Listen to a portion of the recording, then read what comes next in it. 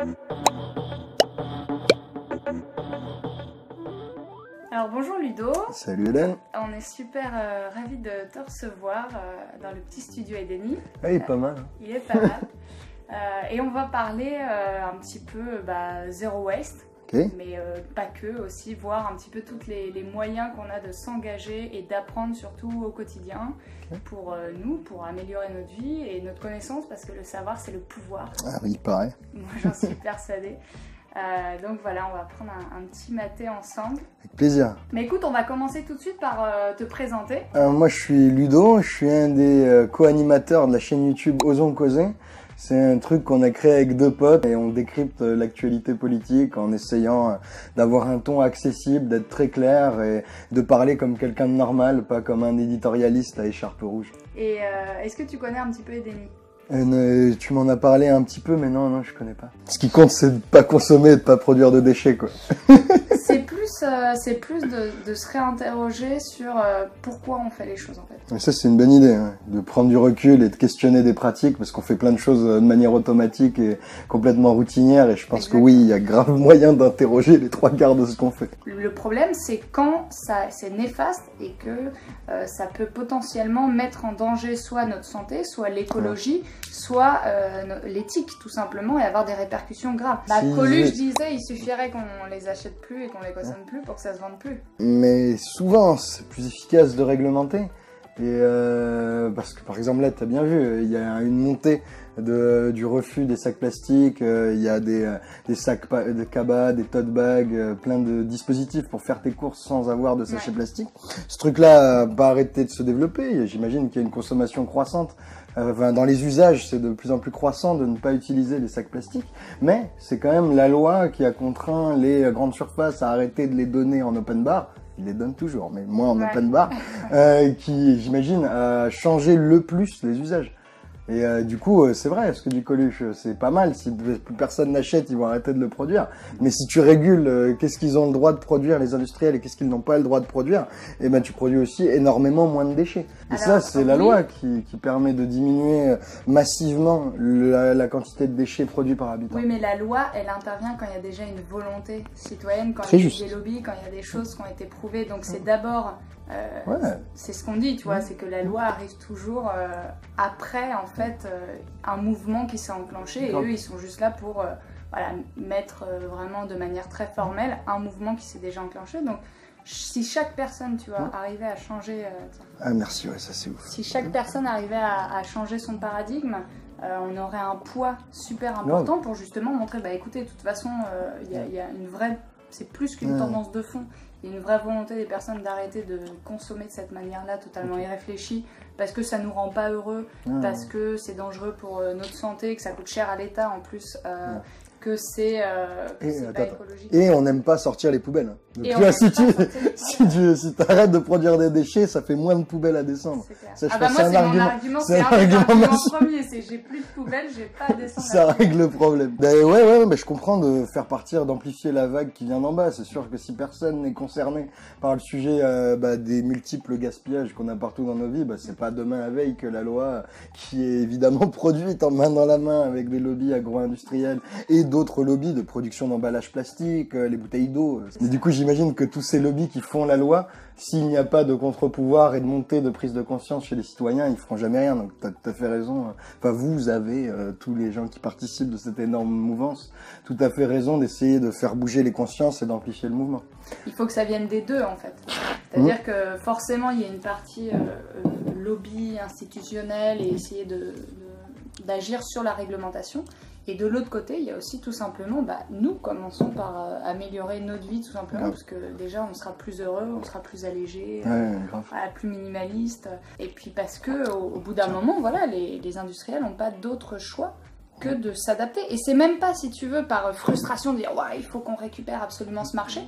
C'est tout simplement eux-mêmes en fait, en tant qu'individus, peuvent être touchés par ça et dans leur quotidien le mettre en place et se dire bon quand j'arrive au bureau lundi matin, tiens, notre nouveau service, notre nouveau produit, on va le réfléchir un peu plus en termes de coût complet, parce qu'on s'aperçoit que non seulement c'est le futur, donc si on le réfléchit pas comme ça marchera pas, et en plus, c'est du bon sens, quoi, et ça nous parle à... J'avais vu un truc, tiens, J'avais vu des graphistes faire plein de logos de grandes marques, les designer pour qu'ils consomment moins d'encre. Il y a des graphistes qui font du zero waste sur l'encre et la quantité de tout ce qu'on imprime. Parce qu'évidemment, quand ton logo McDo, il est plein, il est jaune plein, et ben t'imprimes massivement plus d'encre, vu qu'il y a des logos partout, que s'il est travaillé pour en consommer moins. Et du coup, ouais, c'est clair que t'as un travail d'économie ou de déchets ou de quantité de matière utilisée pour produire ce que tu as comme plaquettes promotionnelles ou comme produit, effectivement produit. Et ouais, il y a du boulot, il y a du boulot. Moi, je soutiens ces graphistes. Je sais pas qui c'est, j'ai vu tourner ça sur Facebook, mais je trouve que c'est malin. C'est vrai qu'on devrait, par exemple, même dans Word, tu vois, ils pourraient très très bien, au lieu de mettre Times New Roman ou je sais pas comment elle s'appelle, la police qui met standard, ils pourraient mettre une police qui consomme moins d'encre. Comme ça, on consommerait moins de cartouches d'encre. D'ailleurs, vous pouvez les remplacer au lieu de les jeter à chaque fois, c'est important. Et on consommerait moins d'encre. Et si c'est par défaut dans Word, boum, ça change certainement mondialement la quantité d'encre consommée. C'est sûr, mais il y a une créativité, vraiment, quand tu commences à rentrer, tu vois, un petit peu dans cette logique de pensée, de dire, comment on peut faire au plus simple et surtout à ce qui va économiser le plus de ressources, dont on n'a pas besoin, en fait. Au superflu, revenir à l'essence, et ça concerne tout, ça va consommer le papier, ça va consommer cette encre, ce design, et c'est passionnant en fait de voir à quel point, par exemple, les goodies, on peut très bien avoir des goodies, tu vois, sur un fruit, sur une pomme, où ça va être juste sérigraphié, tu vois, au laser, et tu vas avoir le nom de ton truc. C'est une bonne idée, mais ça suppose une petite infrastructure, quoi. Parce que si tu dois, t'imagines, les goodies, c'est fait pour que tu les donnes, tu les achètes une fois, ça te fait un tas de cartons. Nous, on en a pas aux Encosés, en tout cas pas encore. Et ça te fait un tas de cartons que tu donnes quand tu veux. Oui, bien sûr. T'as pas besoin de réinventer. Non, mais c'est des bonnes idées. Après, souvent, j'imagine que le camp d'en face qui tiennent à leur petit stylo ou petit, je sais pas, ramette de post-it, je sais même pas comment c'est les goodies maintenant. Mais ces gens qui y tiennent, ils vont te dire que sérigraphier des pommes, c'est relou parce qu'il faut que tu ailles chercher ta cagette, faut que tu les sérigraphies à la main une à une, et si tu les distribues pas toutes dans le temps imparti, et ça va devenir du compost promotionnel. Et ça, ils y tiennent pas. Mais ça, justement, c'est génial. C'est-à-dire que ça reste pas, les gens vont en profiter tout de suite parce que, en soi, c'est comme une carte de visite, tu vois. Les cartes de visite, une fois que tu as rentré ton contact, que tu l'as eu, ça te sert à rien. Ça devient de plus en plus obsolète, je suis d'accord.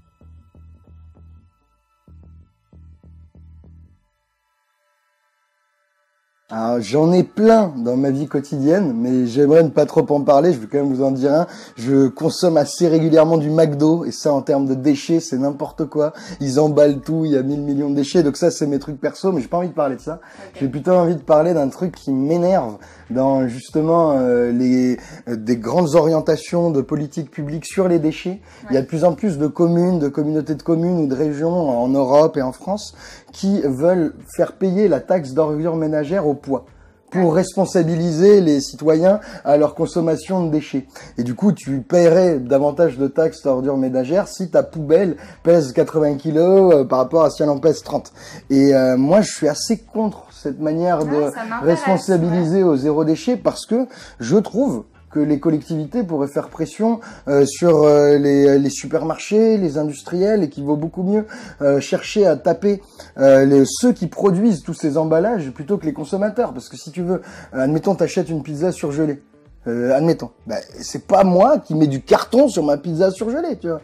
Et il n'existe pas, à ma connaissance, de pizza surgelée sans carton autour. Et personne, à part l'industriel, n'a choisi de mettre du carton autour, tu vois. Donc on fasse payer la facture à ceux qui n'ont pas le temps forcément de cuisiner eux-mêmes ou pas, enfin ceux qui n'y peuvent rien dans cette histoire, les consommateurs. Donc moi j'ai un peu honte que on ait ces politiques publiques qui vont traquer si ta poubelle elle pèse 20 kilos ou 25 et te faire payer selon ça, parce que je crois que c'est pas la bonne méthode, même si t'as raison, ça va faire naître une petite prise de conscience sur la quantité de déchets produits, mais j'aimerais bien que cette prise de conscience elle arrive à vitesse grand V dans la tête des industriels qui eux font des choix qui ont des effets énormes sur la quantité de déchets produits.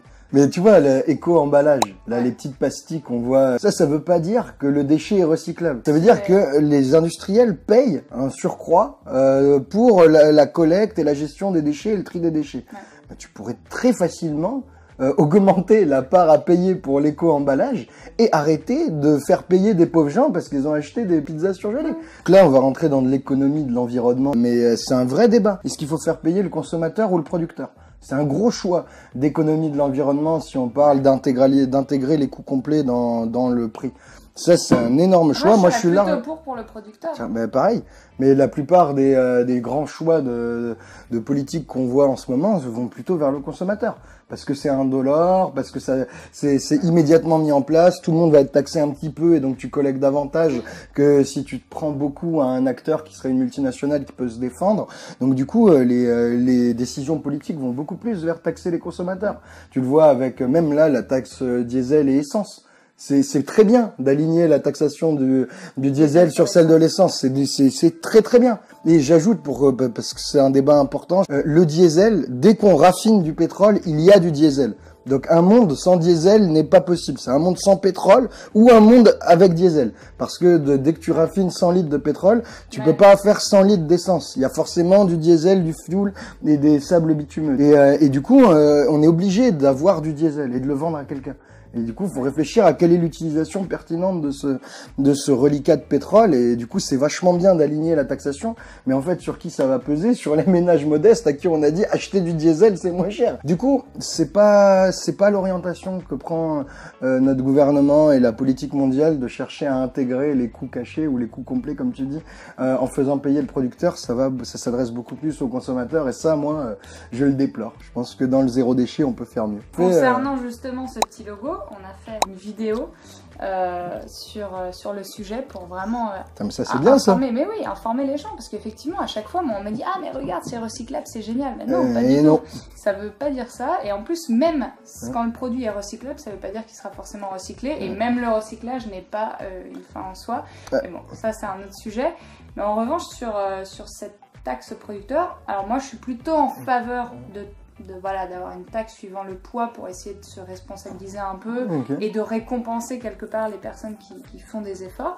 Mais de l'autre côté, je te rejoins totalement, c'est-à-dire qu'on ne devrait pas avoir ce choix en fait, ça devrait être directement les industriels qui ne devraient pas pouvoir sortir un produit et se dire bah ce produit je vais le faire avec tel emballage, tel truc, tel machin. Non, si ça respecte pas les coûts complets, ça ne devrait pas pouvoir sortir, non seulement parce qu'il y aurait une législation, il y aurait une réglementation contre ça, mais aussi parce que financièrement ils s'y retrouveraient pas, puisque c'est une consommation de ressources, ça devrait être intégrer les coûts complets, et en plus parce que c'est pas bénéfique pour la population, ni au niveau santé, ni au niveau écologique, ni au niveau éthique. Moi je suis grave d'accord, parce que tu peux très bien imaginer que, admettons un producteur de cookies, s'il utilise moins de déchets, eh ben, il paye moins de X ou Y taxes, sûrement des taxes carbone, puisque les emballages, il faut bien les faire venir de quelque part, et s'il ne produit plus de déchets qui vont finir par être jetés, eh ben, ça fait du coût en moins pour les collectivités locales qui doivent assurer à la fois le ramassage des ordures et leur tri. Donc on peut très bien imaginer un système d'incitation économique, de bonus-malus pour les producteurs. Et en même temps, de montrer les alternatives qui existent pour encourager les bonnes alternatives, parce que souvent, c'est ça qu'on connaît pas en fait. On sait pas qu'on a le choix de consommer mieux, moins cher, mais c'est pas accessible forcément à tout le monde. Je parle même pas de budget, je parle vraiment tout simplement parce qu'effectivement en campagne, souvent tu as un supermarché et tu dois consommer ce qu'il y a dedans. Donc effectivement, le fait est qu'il faudrait que chaque individu, chaque industriel, chaque manager, tu vois, qui est directeur de la création d'un nouveau produit, et déjà changer son paradigme, soit passé par Edeni pour rendre compte de l'innovation en fait, de la créativité qu'il doit avoir pour créer un produit qui soit juste, qui soit bon, qui soit sans emballage. Et c'est possible. Il y a plein de petites startups, de boîtes, de produits qui le prouvent.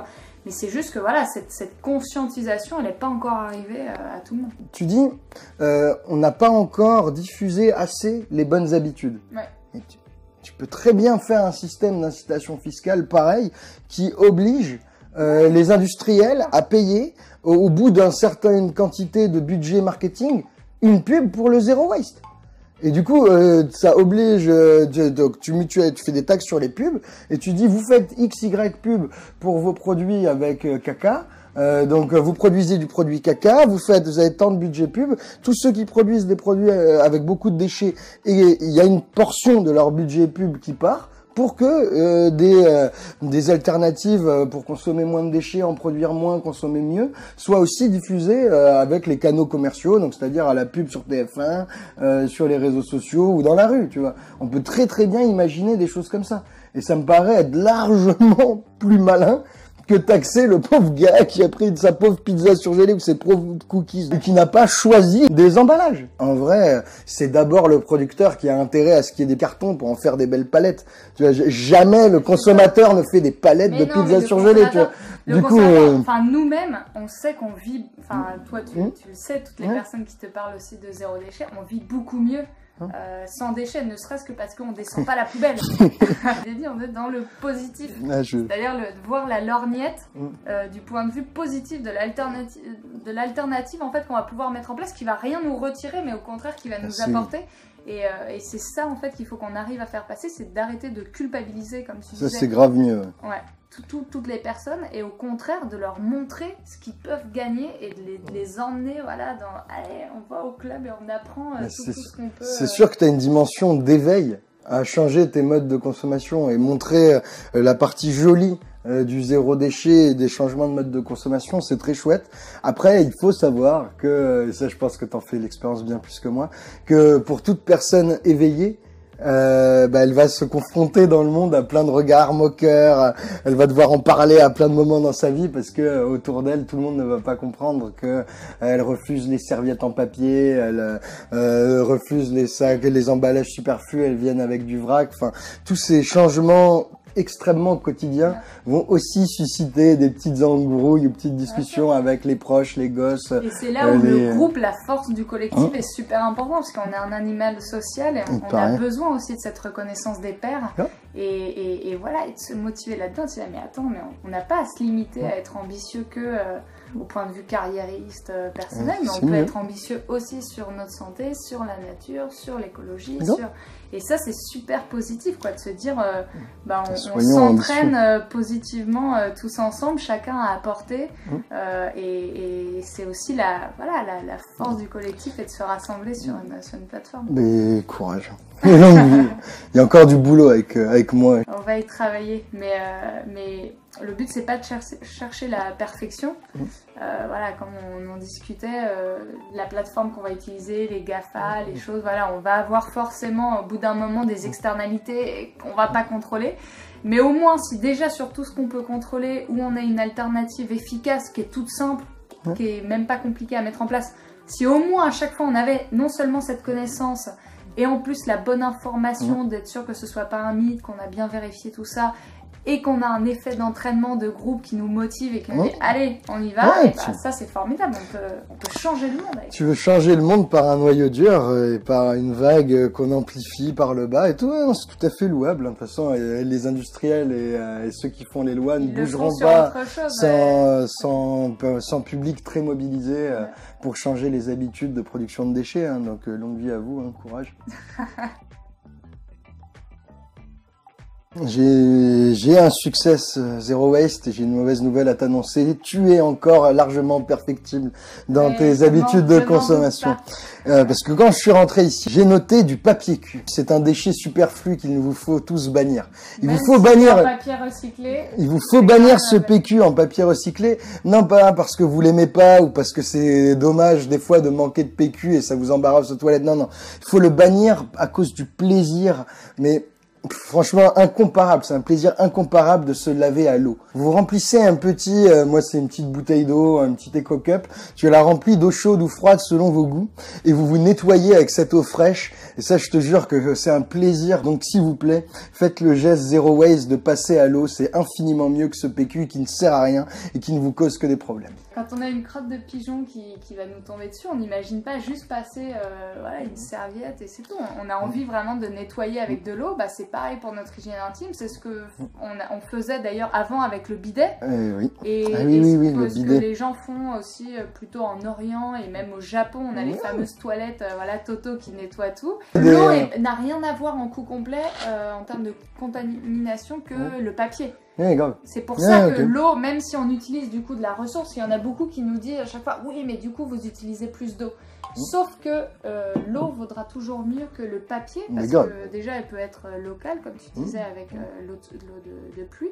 Et puis surtout parce qu'elle peut fonctionner en retraitement 100% naturel, en utilisant, bon, je ne vais pas rentrer dans les détails, mais de la pouzzellane, toutes des roches volcaniques, du charbon qui va pouvoir vraiment nettoyer. Et du coup, ouais, il vaut mieux utiliser de l'eau que du papier, qui déjà utilise beaucoup plus d'eau pour la production que de l'eau en soi. Qui en plus utilise des solvants. Ouais, non, mais grave, c'est sûr, c'est sûr. Bon, voilà, en tout cas, c'est super intéressant de voir que, voilà, tous à notre niveau, on a des trucs qu'on peut faire, qu'on commence à mettre en place, et au fur et à mesure, bah, en parlant en nous-mêmes, on s'aperçoit qu'en fait, on a énormément plus de choses que ce qu'on pensait à pouvoir mettre en place. On a un vrai pouvoir de décision, et ça, c'est super agréable. Et toi, il faudra que tu passes au non-McDo, du coup. Ah, c'est un travail, Pas forcément d'une manière culpabilisée, mais trouver une autre solution. Tu vois, encore une fois, c'est la même chose. C'est-à-dire que, ok, tu vas au McDo pour passer un moment, parce que c'est simple, parce que c'est un peu votre habitude. Et ben, on peut créer une autre alternative positive, une autre habitude, simplification. Mais crois-moi que je sais que je suis coupable. Tu vois, je m'auto-flagelle régulièrement, mais bon, c'est ainsi. Mais je vis avec mes contradictions. Il ne faut pas justement t'auto-flageller, il faut juste te dire, bon bah tiens, pour une fois je vais tester autre chose et après tu ne pourras pas. Ah, c'est vrai que ça sert à rien de vivre l'enfer sur notre vie terrestre, il vaut mieux viser l'Éden et changer nos habitudes. Exactement. J'écouterai, bien sûr. Bien joué. T'as vu? On est là. Bon bah en tout cas merci beaucoup d'avoir suivi cette merci à toi, c'est merci Ludo. Merci. Et puis bah n'hésitez pas à mettre des pouces bleus comme on a dit, ne grave, le maté. Et le maté c'est ouf, hein, buvez du maté. Et puis bah à la prochaine pour la prochaine entretien, et puis pour rien louper de nos vidéos, n'hésitez pas à vous abonner juste en dessous. Salut. Tchuss.